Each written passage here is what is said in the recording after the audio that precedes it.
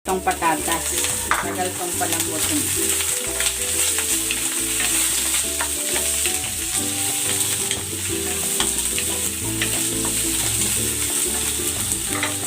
Timplahan natin ang patis at ng paminta.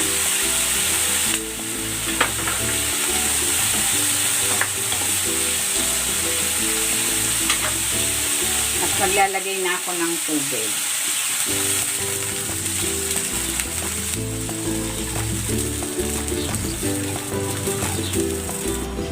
Takpan natin para madaling kumulo.